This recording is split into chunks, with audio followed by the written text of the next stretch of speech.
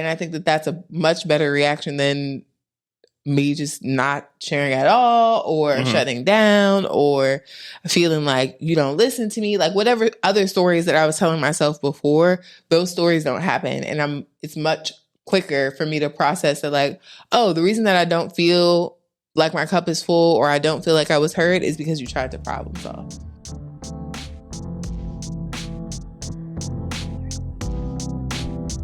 Hey, what's good, everybody?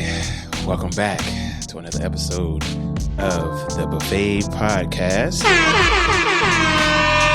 It's your favorite hosts, Brandan and Ciandra.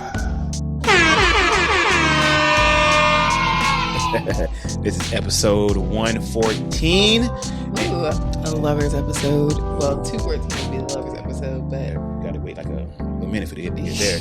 114. And if you haven't already, just go ahead and hit that like and subscribe. And saying if you really bang with us, go ahead and hit that notification so you will be notified when we drop new content. That new. So, it's been 2 weeks? It's been a couple weeks since we did an episode, but that's okay. We've been keeping y'all good with the clips. So I hope y'all been checking them out, liking them, and commenting. If I know y'all haven't been commenting, I've been watching. Not all of y'all been commenting, but like no pressure. No pressure. He said comment or else. Nah, did you even that? see it? Yeah, did you even see it? Do you even know what we talking about on there? That's true. You know what I'm saying, but we got some favorable responses on from the father clips, about giving props to fathers and the importance of fathers during the pregnancy and seed gift and things of that nature. So that's good. Gift. Nice to see dads and men that hitting me up and being like, yo, I appreciate you saying something like dropping something like this. It was very cool to hear. I'm summarizing, I'm paraphrasing here, but very favorable. Thanks. I'm like, you're welcome. Happy to do it for you. Yeah, happy to do it for the fellas, man. What I'm saying? We need to. I put on. We need it, man. Yeah, we got to put on, man. We got to put on for ourselves, if for nobody else. I'm with it. So, how you feeling, babe? I'm good. We had a pretty good day. We had a pretty good weekend. But we have been active and out of the house all weekend. Yeah, a lot of errands on Friday. Yeah. Adulting. Mix between. We didn't actually run any errands yesterday. We really just went to the movies, which was good. Popcorn bussin'. Okay, popcorn too good. Saw that American Fiction. Pretty good movie. Yeah, a little funny, a little cringy, but funny, and cringe funny. Yes, it was. It gave very much. It reminded me of Get Out, not in the sense of the similar premise, but of white people are going to love this and not get all of the jokes being made at their expense. Yeah. So there's a point in the movie where there are 5 people in a room, 3 of which are white, 2 of which are black, and they're trying to make a decision about something. And in the decision-making process, the 3 white people are for and the 2 black people are against. And the one white person says, I don't understand. This is really a time where we need to amplify black voices. We have to put this book as our top choice. And I bust out laughing because I'm like, there's literally 2 black people in front of you telling you no and telling you the reason why it is a no. And you think amplifying black voices means that you put this one black trauma porn book at the top of this literary list when the 2 black people in the room are like, no, don't do this. This is it's not real. I don't know why you're getting off on this. I bust out laughing in the theater. Just me. I thought that was so funny. The black people that we saw, they kind of chuckled too, but the white people that was directly behind us, nothing. They was like, hey, what's going on? Yeah, we cringing at parts, and then yes, it's a very good movie. I definitely recommend y'all check it out. It's up for a bunch of awards and things of that nature. Well worth it. Pretty star-studded cast. Yeah. And I think that they did a good job of covering a variety of topics and in a short amount of time. I don't think that it was crazy long. There's definitely a thread of his family, the relationship that he has with his family, what that did, the relationship between his parents, what that caused for him and his siblings in terms of their relationships, and then their respective marriages, and one brother being closeted. Like, there were a lot of things that were happening in the film on top of this, like, through line of Black trauma porn and how people respond to it, and what books get to be the Black books, and how those are promoted and received. So I thought it was really good. It definitely could spark a lot of good conversation, as well as it was an enjoyable watch. It was entertaining. Yeah. You know what I'm saying? It's not your typical, like, white guilt movie. Yeah. It's not even really a white guilt movie for real.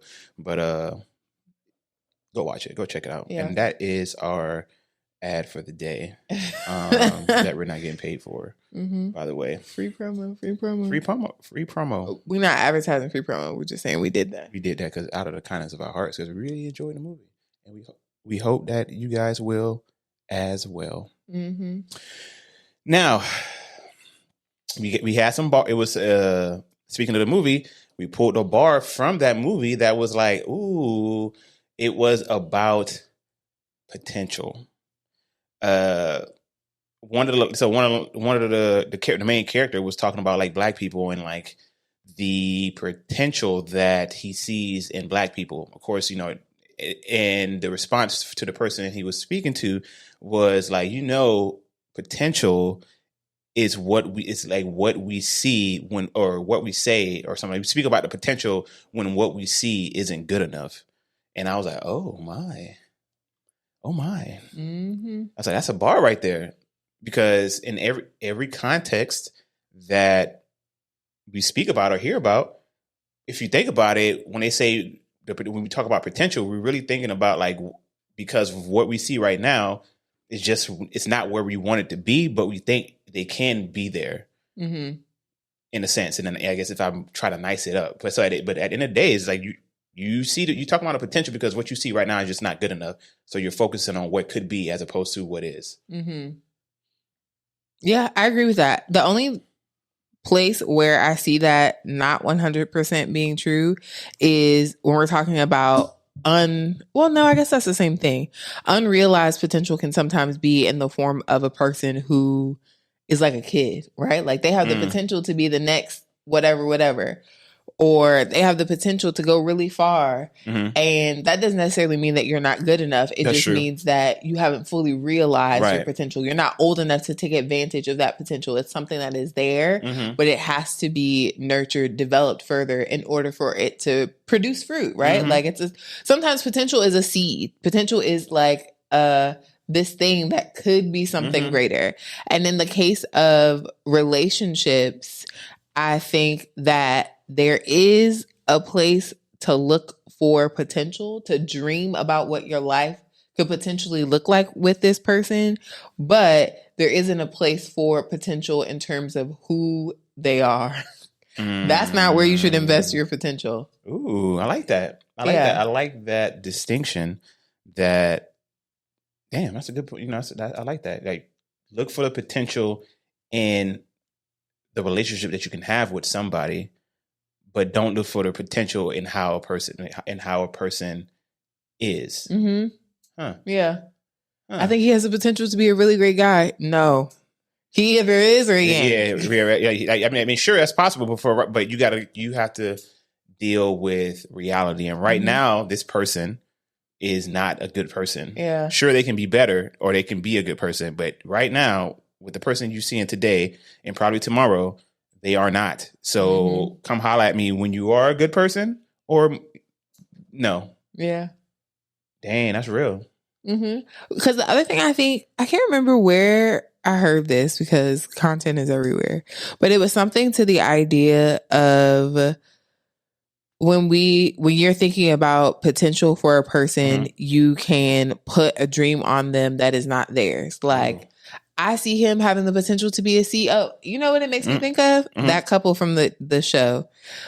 There's a couple on the show that we've been watching called Couples Therapy. Right, we kind of addicted. And there in season 2 of that show, there's a woman who would like to work would like to no longer work, would like to be a stay-at-home mom, got with a man who she's like, I think he has the potential to do X, Y, and Z, but he's lazy. He just won't do these things that will make it possible for me to be a stay-at-home mom. And I'm fed up. I'm tired. You're useless. You're less than useless right now. I'm like, your existence irritates me. Like, So I think of that particular situation where, oh my gosh, a lawyer. Oh, you're a lawyer. Okay, lawyers can potentially make XYZ a year if they work really hard. If these things happen, there's potential for me to get this dream that I want of being a stay-at-home mom.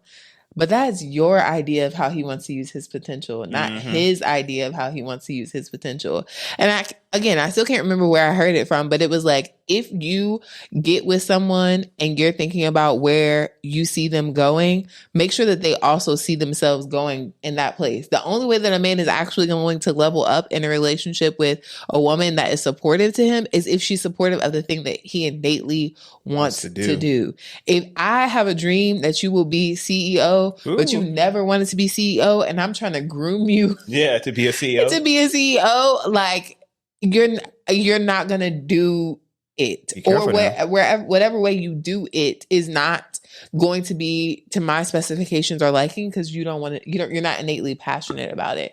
So I don't know where I was going, but that's what this potential thing makes me think of, is when you invest in the potential of who a person can be and it isn't their innate desire, you are going to be fighting a battle. You are going to be doing all the work in that situation because they never wanted to do it anyway. Yeah. And then even if they do it, they're not going to give it the full, their full power. They're not going to go as hard as they would be, because this is not something that they want to do. You know what I'm saying? This is something that was forced upon them and something they feel like they have to do. So I'm going to give it the bare minimum to not have you on me, I guess. But hey, you better be careful how you talking before they start calling you a pick-me.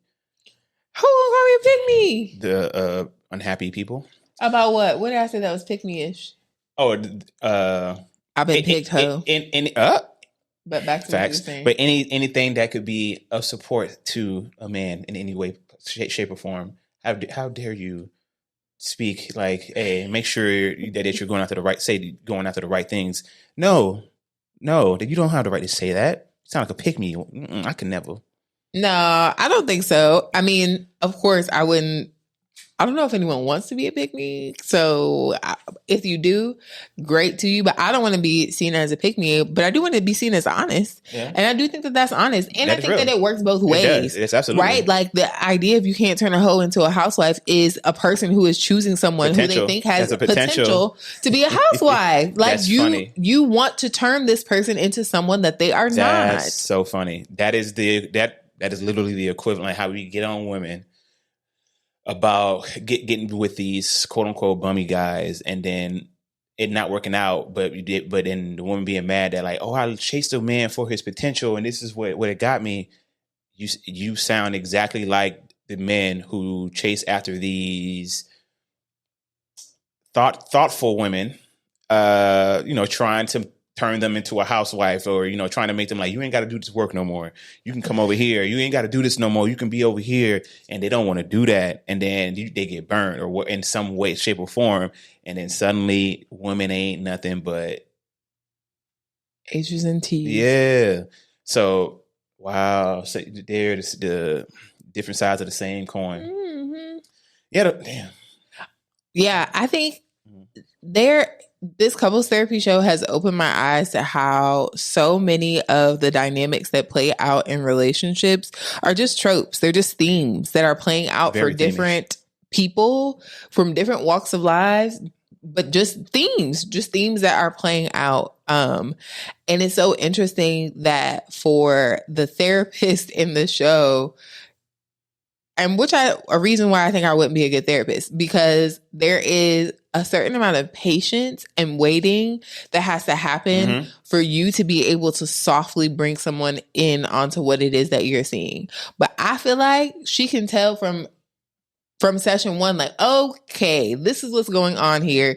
This is probably why it's going on here.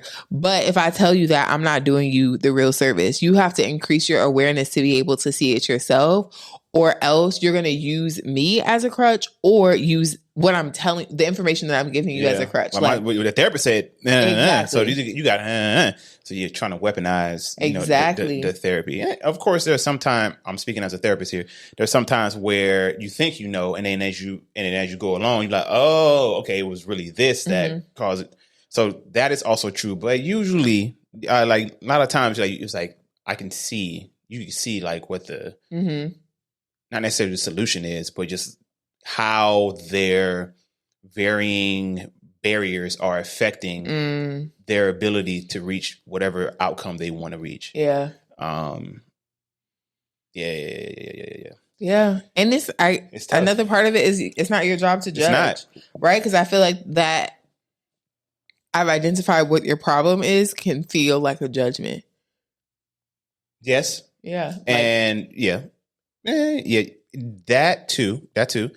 And also in saying like, why I have identified what the problem is, you are looking at it from your own personal perspective with your own personal background. So for you, it's like, well, if it was me, first of all, I wouldn't be in this situation. So obviously it'd be easy to get her out of it, but it's like, they don't have the same life experiences as you do. They may not have the same tools that you have. The societal pressures that may be on them may be different than yours, so it's impacting them in a different way. The way in which they were raised to think is different than yours. What may not be a big deal to you can be a huge deal to somebody else, and vice versa. So all those things play a part in why that person is sitting in front of you, and it's very easy. It's very easy to want to tell the clients what to do.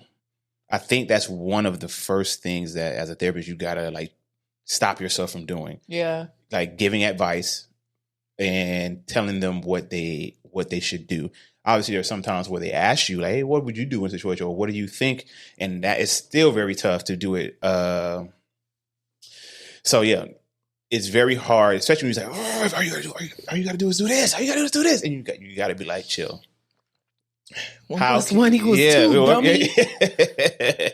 I've never called anyone dummy, but any clients. Well, yeah, I've called people dummies, but yeah, not any clients.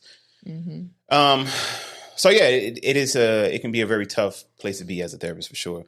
But to keep going with this couples therapy show, most of the things that we see that they're bringing are themes, like you said, but they are reoccurring themes and themes that have been there from the beginning. I haven't seen any of the couples that we've seen in the, I guess, season and a half that's coming. They've been like, this is a pattern that's suddenly manifested. Yeah. It's always been like, this is something that's been a problem since when we met or shortly after we met. And it started manifesting. It never comes as a surprise. It's just, they've been dealing with it for so long, and now it's to a point where they can no longer deal with it for whatever reason.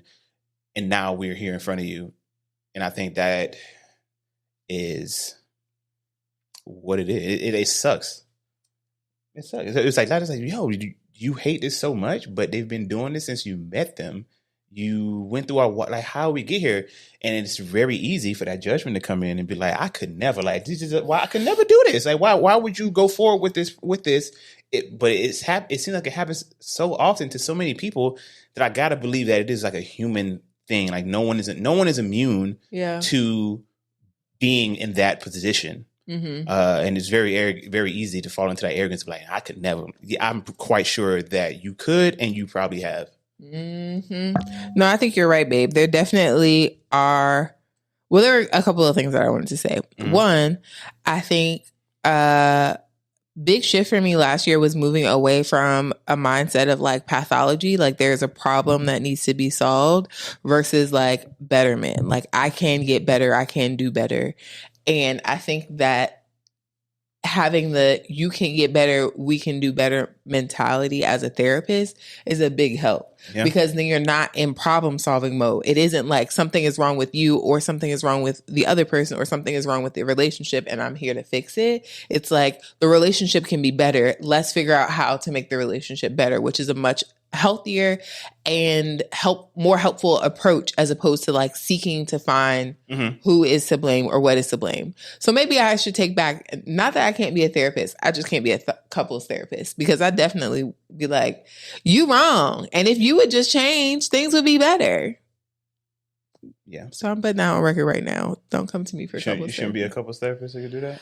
No. I think couples therapy, I think that's the best place to have a solution-focused approach. But how you say that's not something that you probably be. Well, you could be. If you keep the focus on how to make the relationship better as opposed to blaming people. But that's the hardest thing. That is the hardest thing. And it's going to be hard to keep them, each person bought into that concept when they probably each coming into it thinking that it's because the other person is X, Y, and Z. So it'll take a lot of patience. So yeah, I thought for a second, I was like, well, maybe I could do that. Nah, I don't have the patience for it. I don't think I have the patience for it. At least right now, where I am in my life right now, That's true. I don't have the patience for it. That's true. Who knows? I couldn't do it. No. So big shout out to the couples therapists out there. You know what I'm saying? The good ones y'all here doing. I was about to God's say, work. The good ones are doing God's work. You are worth your weight in gold, because it's also a lot to have two people coming at you at the same time. Mm-hmm. That's what she said. Pause. Fast forward. But to your point, one last thing before we move on. To your point about, come back. You said something. What'd you say?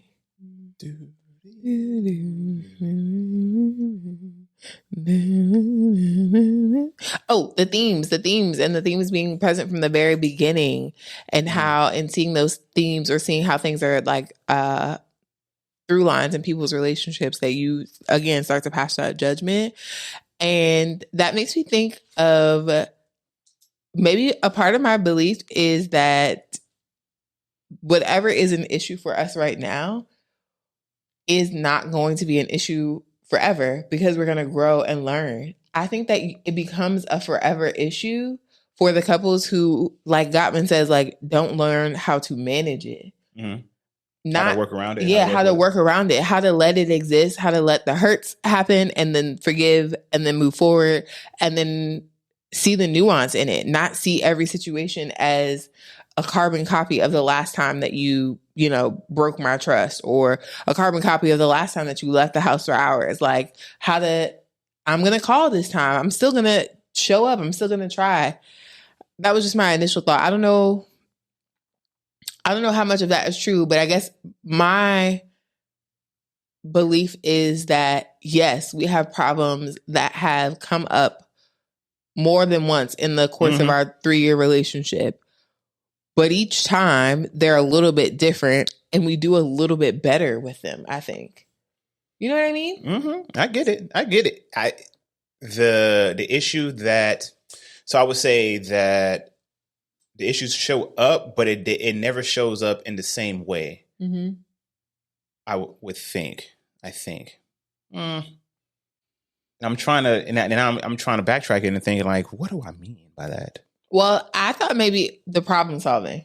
If I bring an issue to you and you immediately go into problem solving mode, my response to that is, I wanted to vent. I wanted you to just hear me. I did not want you to problem solve.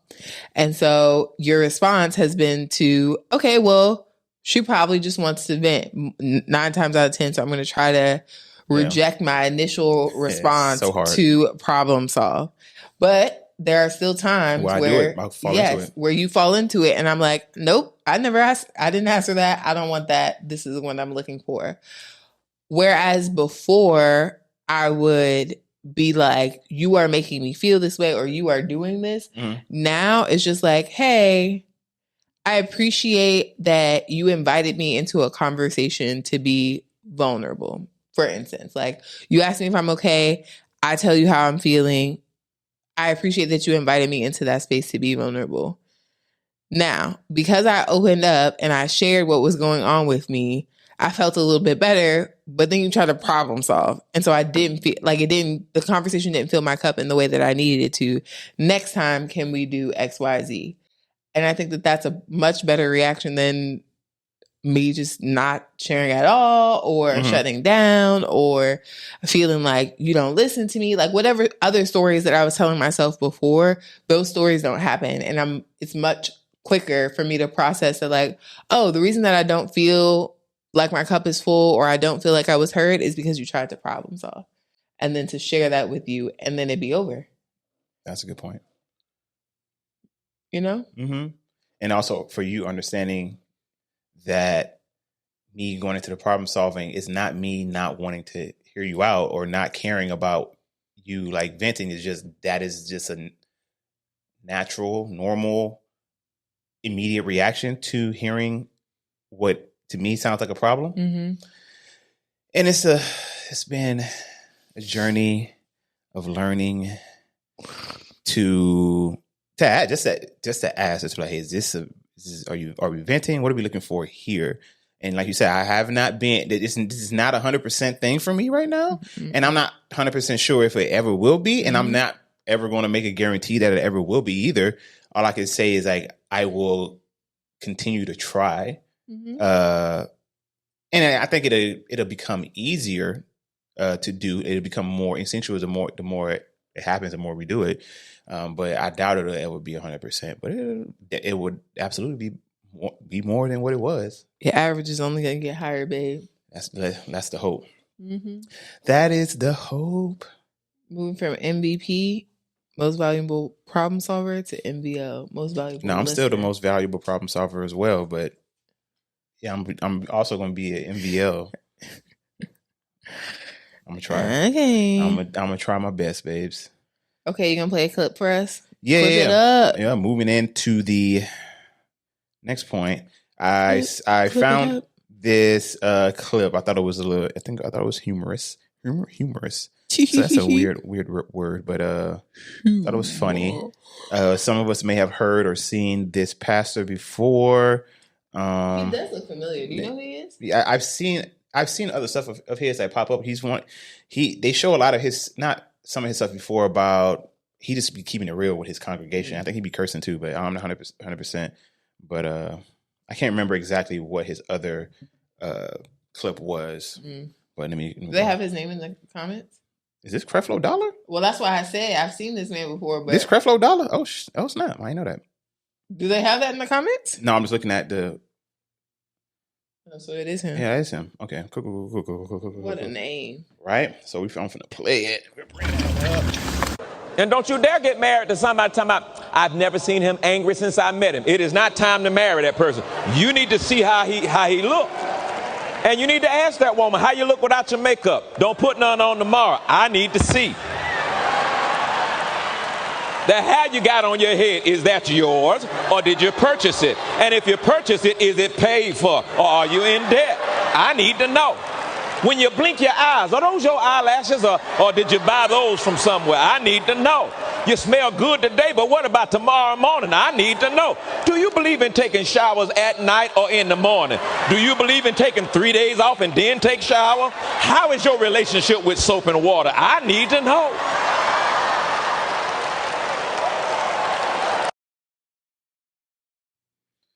That last girl, her face, she was like, I feel like she felt personally attacked. That's funny. But yeah, I thought that was funny, especially that shower one. That's crazy. That's crazy work. But I guess this is something that needs to be talked about these days. It was a little funny that towards the end, but also very important. Like, hygiene is stupidly important. Everything he listed is of importance. Yeah. Everything he listed is of importance. As a man, that is a good question. What you look like without your makeup, that is a tremendously important question. What you look like without your makeup, is that if that's not your hair, what do you look like when you have your natural hair out? Like, if civilization broke down tomorrow, how would you look if you couldn't go to the store to purchase the things that upkeep you? Mm-hmm. If we was locked in the house during COVID, what would you have looked like? Yeah, yeah. Like, what does that look like? Same thing for men. Is that your hairline? Did you purchase that hairline? Is that's clean lineup? Is that your hair, or is that the Beijing? Yeah, the Beijing they put on that. and these are, what's your, what's your skincare routine looking like? How do you shower? You know what I'm saying? What's your room look like? You know what I'm saying? What's under your bed? You know what I'm saying? Is it a bunch of plates and things?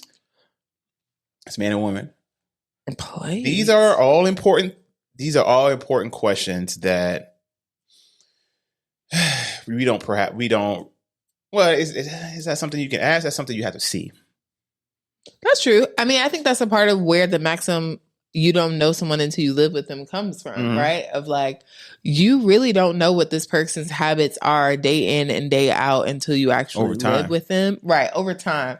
Because a weekend is one thing. Everyone can put on for a weekend. Yeah. And also if the visit is in either person's space, a part of it is about respecting the other person's space. If you're at my house, you're going to act differently than you would at your house. And while I'm at your house, I'm going to act differently than I would at my house because I want to have a certain amount of respect for your space. But when we are in a shared space and it's our house, that probably goes out the window. And so how do you behave in that instance, in those circumstances? And those things can be telling. Those things can be real telling. She come over to your house and she immediately talking about how your joint need to be moved and changed and how this look better.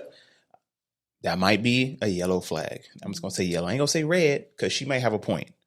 I'm just gonna say it's a yellow. It could be a yellow flags if she's not considerate of like how you like to have your stuff. Yeah, if she's not considerate of your autonomy, then that's a problem. If it's because you don't want to be in a space where you're in a relationship with someone and your voice no longer matters. Because what I know is best. Like if it's not a conversation of like, oh, I love some of the things that you have in your place, but I'm really into interior decorating. I'd love to see if we could like add a little bit more you in here. It needs to look. These kind of things will like really brighten up the space, make it look a little bit better. Let's incorporate the things that you like and then elevate it through my knowledge of how to make this work. And instead of being like, ooh, that was a big yawn. Instead of just assuming that your way, ugly. Your shit ugly because it's not how I would do it. Therefore, you are wrong and I am right, and the only right way is my way. Type or the highway. Not good look. So what did you think of that clip? I like it. I definitely agree with you. I think it's a little bit funny. And I do think a part of what he is calling out is that knowledge of a person going into marriage is important. That you need to feel like you know who this person is through different seasons of their life, as opposed to just in this very happy, I love you, the honeymoon stage of a relationship. We do. I know I do not. I'm sure Ciandra will agree with it, but correct me if I'm wrong. We do not condone making long-term life decisions, as in like marriage and things, based off of the honeymoon stage of your relationship. You definitely need to see each other in different seasons. Got to see them, how they are under pressure. How do they feel how do they act and how do they behave and how do they treat you when things aren't going their way. Because when things are going their way, everything is sweet. But what about when things aren't going their way? How do they treat you then? Going on trips together, I think that's very, very important. Like, get out of each other. Go somewhere where you're not in each other's space. Somewhere like a neutral space outside of town or what have you. Whether you're going to the next city over, you're going across the state lines, or you're even going international for more than a couple days. You know what I'm saying? Well, how does that look like? I think we've mentioned that before. Like traveling together, that's already a stressful process. How was the trip planned? Did she take over? Did he take over all of the planning? Were they micromanaging about everything? Did they not ask for your input about the things that you wanted to do or things that the things you wanted to experience during this trip?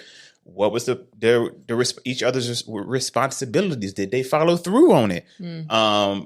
How did they act during the travel? Did they drag their feet and almost make y'all late for things that could have been easily avoidable? How do they handle when things don't go their way, like layovers and things of that nature? How are they when they get into the hotel room? Day 3, day 4, what that hotel room look like? What they side look like? All of these things are very, very important that will inform you as to who they are. I agree. give y'all a lot of gems on that one.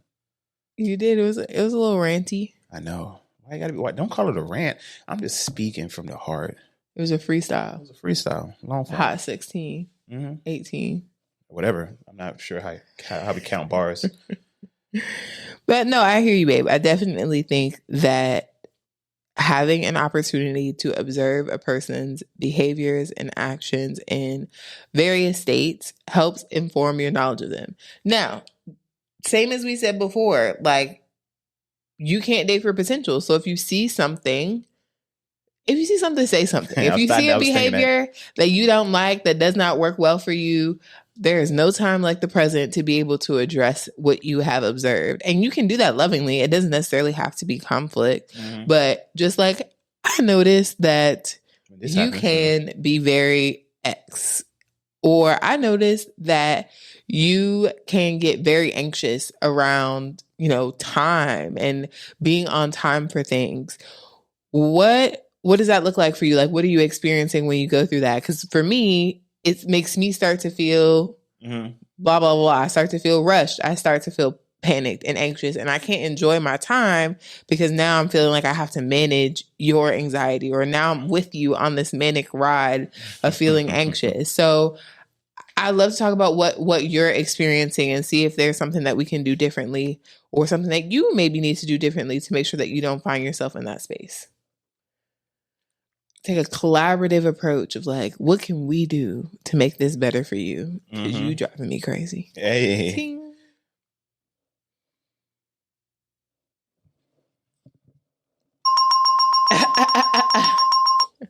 Yes. I like that. That is correct. That is the collaborative approach. Not everyone is ready or willing to do that, but find you the ones that are. Because those are the ones that you're going to be able to go the distance with. Those are the ones that you're likely going to be able to move past conflict and, maintain a steady state of things. People who are willing and able to be collaborative and grow. Yeah. And I'm sorry I keep yawning. I think I'm ready to eat. Ooh, she's hungry. Yeah, I think I'm ready to eat my breakfast. We're gonna have to wrap this up. So I think we got like another 10-ish minutes out of her, and then we just gonna have to, shut it down because I gotta feed my baby. Thank you. Snickers commercial. You're not you when you're hungry. I'm not. But yeah, I mean, we won. I think this was one, like the last thing I think we're going to talk about. Oh, well, I did have one other thing. So Brandon and I, of course, are engaged, which means that we are on the road to being married. And we were thinking about doing a premarital series. I mean, a lot of the content that we have put out so far has been premarital, like having people think about what it's like in the early stages of their dating up until the point where they're in a serious, committed relationship. But I was thinking that it might be fun for us to have something be very focused on just the premarital season, the season of engagement, where you're like, ooh, okay, we're about to do this big thing, and like explore some of the things that are on our mind, explore some of the things that we skills that maybe we are trying to build and explore. And any other topics that are top of mind for y'all, especially folks who have already been through that season of engagement and are now in their marriage. If you can remember back then, what things were you curious about?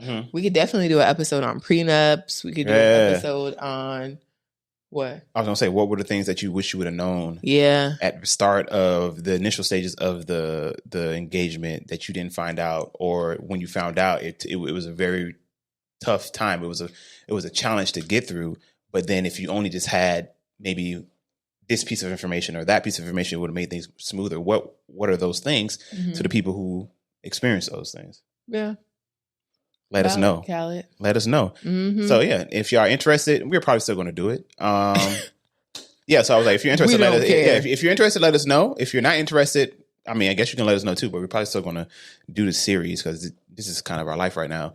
And that's what we want to talk about. We want to talk about the things that is going on in our life, and that is what is becoming more center of our life currently. So join us for this ride. You have no other choice. You do have a choice. Wait, babe, one more question. Do you have that book still about the questions to ask before you get married? Yes. You want to start dropping some gems? Yeah, maybe we should take a question out of there and hit it in an episode. Right. You want to start it today, or you want to start it next time? We'll start it next time. So get yourselves ready. I was going to say, get a pen and paper. Get your note app and your phone ready. Or I don't know what your Androids do, but whatever note app y'all got on it, get that. No shade, because I just haven't had an Android in a long time. So we're gonna start gearing more of our content towards the premarital type stuff. Join us.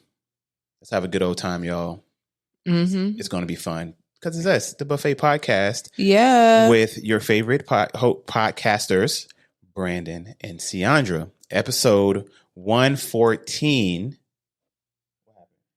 I learned at work, this is getting real random. No, let's go. The peace sign is flipping somebody off in Ireland. Oh, I thought it was a UK thing.